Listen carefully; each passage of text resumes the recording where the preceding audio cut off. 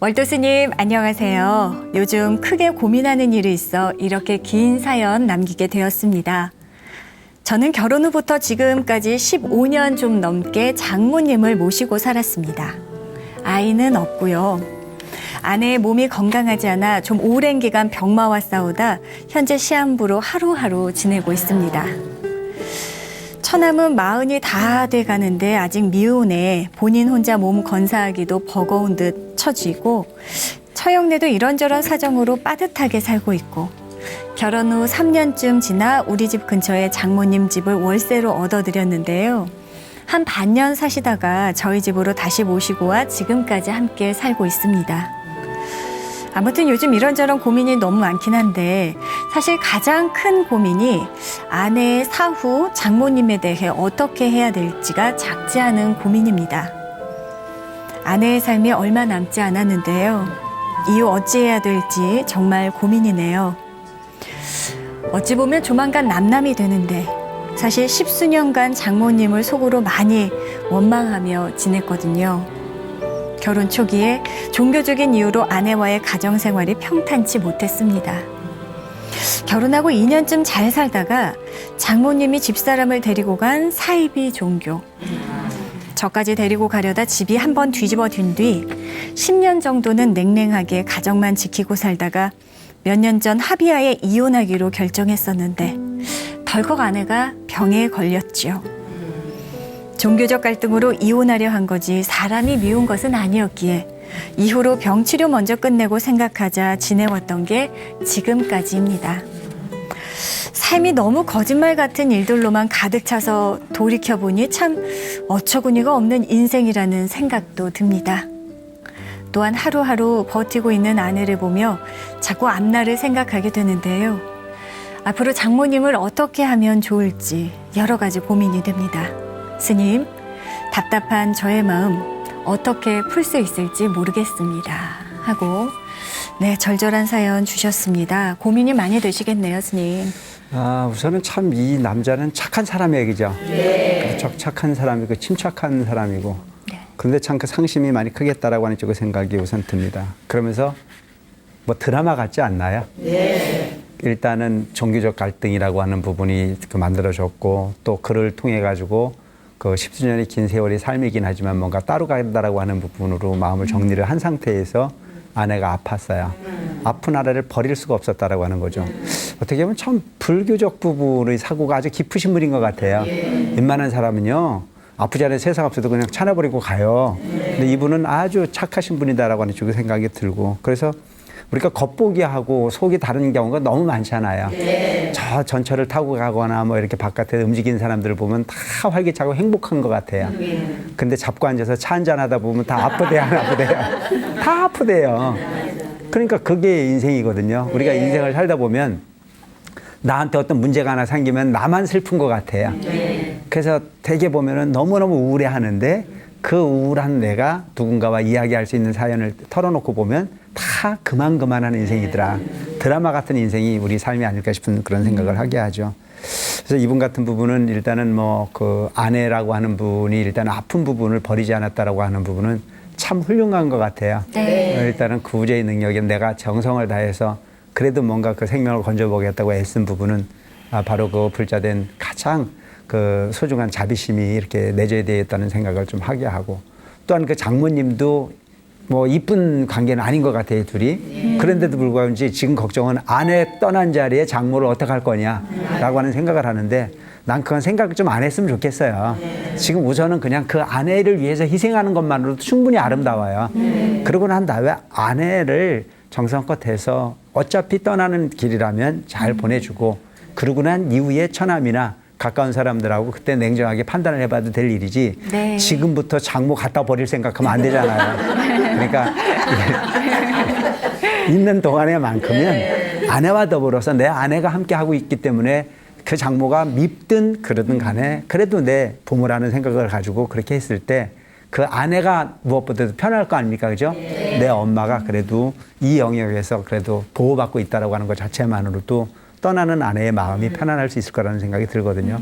그래서 나중에 그 아내가 떠나고 난 다음에 그 소위 장모에 대한 부분을 고민을 해도 늦지 않을 거다 싶은 그런 생각을 합니다. 네. 무쪼록 어쨌든 인과응보라는 얘기가 있어요.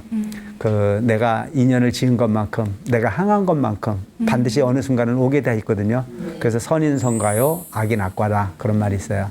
끝까지 선을 버리지 말고 항상 착함이라고 하는 것을 이렇게 가슴에 담고 사시면 아마 그 나름대로 한 생 살고 가는 부분에 크나큰 보람의 주인공이 되지 않을까 싶은 생각을 합니다. 열심히 기도하시고 열심히 그 좋은 마음 간직하셔서 평생 살아갈 수 있는 그런 착한 불자였으면 좋겠습니다.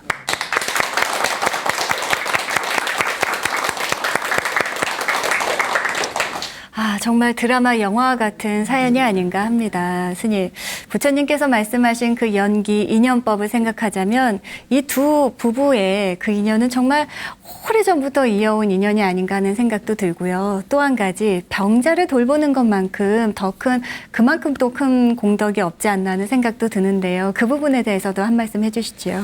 그러니까 부처님 당시에도 이제 항상 말씀하셨던 부분이 우리가 그 인과를 믿는 게 불교다 이렇게 얘기를 하잖아요. 근데 인과를 믿는 것 자체가 불교의 시작인데도 불구하고 오늘날 우리는 너무나 쉽게 눈앞에 있는 부분만을 해결하고 가고 싶은 그 욕망들이 너무 강하거든요. 네. 그래서 오늘 불교라고 하는 부분을 공부를 할 때는 순간순간 옷깃만 스쳐도 500생의 인연이 있다고 그래요. 옷깃만 스쳐 지내가도. 근데 오늘날 그 옷깃만 스쳐가는 모든 사람들을 좋게 보는 사람들이 있는가 하면 그 모든 부분을 전부 다 좋게 보기보다는 좀 어떤 걸림의 대상으로 보는 그런 경우들도 너무 많지 않습니까? 그래서 되도록이면 눈 뜨고 좋은 모습만 보려고 애쓰고 살아라. 그래서 죽어서 극락을 가길 원하는데 살아서 극락을 맛보지 않은 사람은 죽어서 극락을 이야기할 수가 없어요. 어떻게 생겼는지 모르는데 어떻게 찾아가요. 인생은 셀프인데요. 그러니까 세상을 좋게 보려고 애써야 되는 것. 자, 어떤 사람이 행복한 사람이고 어떤 사람이 불행한 사람일까요? 내가 봐서 좋은 놈 많이 만나는 사람은 행복한 사람이고 나쁜 놈 많이 만나는 놈은 불행한 사람입니다. 그러니까 상대방을 바꾸려 하는 것 자체가 이미 모순입니다. 네. 내가 좋게 보려고 하는 마음을 내는 게 중요해요. 나는 왜 이것밖에 안 될까라고 하는 이야기는 하지 말아요. 왜? 묻지를 마라. 그럴 짓을 했기 때문에 그런 거니까.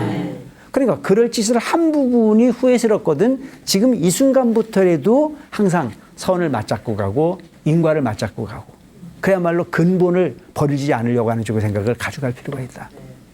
그래서 그 비교급으로서는 행복해질 수가 없어요. 저 사람은 저렇게 편안한데 왜 나는 안 되는 거야라고 하는 이야기를 하지 말자는 거죠. 지금 마음에 안 들거든 마음에 들게 하기 위해서 노력하는 부분이 필요할 부분이지 안 되는 부분을 무조건 되게 만들려고 애쓰는 부분은 잘못된 거라는 거죠. 그래서 불교라고 하는 부분은 세상을 바꾸려 하는 게 불교가 아니에요. 뭘 바꾸는 거예요? 나를 바꾸는 거예요. 그래서 집에서도 오늘도 우리가 그 주제가 맞벌이라고 하는 부분이 내용을 가지고 나와서 이야기를 하다 보니까 주로 어떤 내용들이 나오던가요? 상대한테 문제가 있다라고 하는 것만 계속 이야기를 하잖아요. 네. 근데 상대가 그럴 수밖에 없는 것을 한번 생각해 보고 갈 필요가 있는 부분이거든요. 상대가 그럴 수밖에 없는 부분이라고 하는.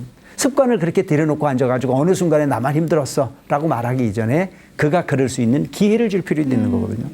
그 아이들 교육을 할 때도 보면 어떤 게 있습니까? 아이가 엄마를 인정할 수 있도록 하려고 하다 보면은 아이 필요한 부분을 연구해주고 배려해주고 뭔가 눈 맞춰주고 하는 부분이 필요하잖아요. 네. 그래서 아이에게 반드시 먹을 걸 이렇게 줘놓고 그 먹을 것을 한 입 달라고 했을 때 아이가 주잖아요. 네. 그럼 그 어머니가 그 아이가 주는 부분이 특별히 맛있어서 달라고 하는 게 아니에요.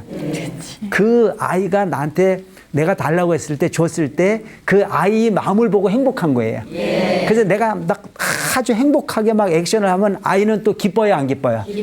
기뻐요. 교육이 이런 거거든요. 내가 누군가에게 기회를 줬을 때 그 기회를 통해서 행복을 얻을 수 있는 거예요.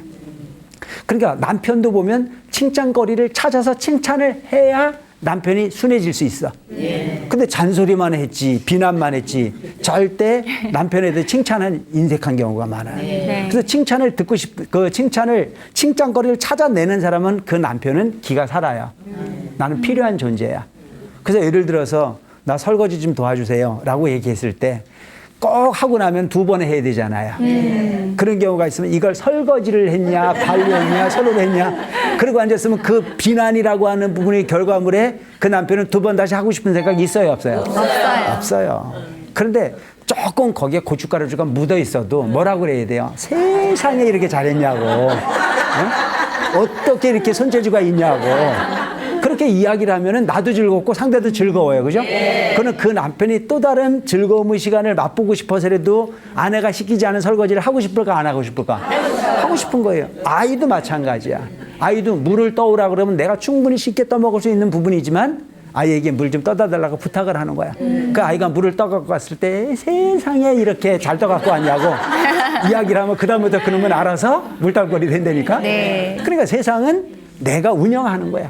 그래서 내가 이 세상을 행복하게 꾸려가는 부분이 주인공이 되줘야 되는데도 불구하고 네. 우리는 어떻게 해? 입 꾹 다물고 앉아갖고 하나 봐라 하고 앉았거든요. 생일이 되면 생일이라고 차라리 표시를 딱 해놓는 게 나아. 그런데 거기다 점 하나 딱 찍어놓고 어? 아나 모르나 보자.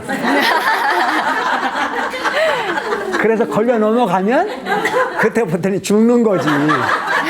그러니까 그거는 불행한 거잖아요. 그래서 행복은 주고받는 거다. 그래서 내가 상대방을 모르거든 상대방을 깨우쳐주고 깨우쳐준 부분을 통해서 어떤 반응을 했을 때 그 반응에 대한 부분을 아주 크게 리액션할 수 있을 때 존재감이라는 자체가 살게 돼 있잖아요. 그래서 기죽이지 않고 살았으면 좋겠다. 행복은 멀리 있는 게 아니다.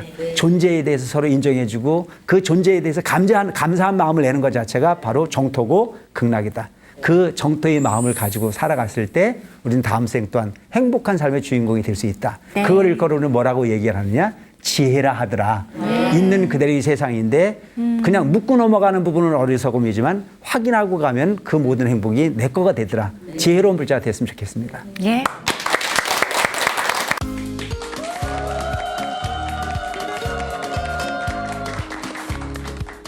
월터 스님과 함께하는 BTN 증문즉설 당신을 응원합니다. 오늘은 직장에 다니고 계시는 30대 불자님의 사연을 소개하겠습니다. 스님, 전 군대에서 불교와 인연을 맺어서 힘들 때마다 법당에서 기도하며 또 스님의 법문을 들으면서 어려움을 이겨냈습니다. 저의 고민은요. 이렇게 좋은 거 더 많은 사람들에게 알리고 싶은데 그 방법을 잘 모르겠다는 것입니다. 스님, 어떻게 하면 좋을까요? 아주 훌륭한 청년인 것 같아요. 네. 군대에서 만난 이 불심을 가지고 이제 제대 이후에도 주변의 누군가에게 불교를 가르치고자 또 알려주고자 애쓰는 그 마음이야말로 아주 훌륭한 불자의 마음가짐이 아닐까 싶은 생각을 합니다. 불교에서 이야기하고 있는 가르침 중에 육바라밀이 있죠. 육바라밀 중에 보시바라밀이 이 첫째거든요. 그 보시바라밀 중에 첫째가 뭐냐면 법보시입니다. 법보시는 바로 부처님의 진리를 모르는 사람에게 부처님의 진리를 가르쳐주는 행위를 우리가 법보시라고 얘기합니다. 법보시를 하는 방법 궁금하시죠? 네. 아주 쉽게 할 수 있는 방법이 있어요. 불교 텔레비전에 이 스티커를 준비를 했거든요. 이 스티커를 보면은 불교 텔레비전 채널이 쫙 나와 있습니다. 이 부분은 바로 전화를 지금 자막에 나가는 전화번호를 전화 주시면 전국 사찰 개인에게도 많이 보내드릴 수 있습니다. 주변에 있는 많은 분들에게 이 스티커를 많이 나눠주시면 불교 텔레비전을 모르는 많은 불자들에게 불교 텔레비전과 인연을 맺게 할 거고 그 인연을 통해서 법문을 듣다 보면 그것이야말로 가장 완벽한 법보시가 될 겁니다. 와, 그렇습니다. 지역마다 다른 우리 집 TV 채널 꼭 확인하셔서 자나깨나 부처님 가르침과 항상 함께 하시길 바랍니다. 여러분, 자나깨나 뭐라고요? BTN! 네, 월터 스님과 함께하는 BTN 증문즉설 당신을 응원합니다.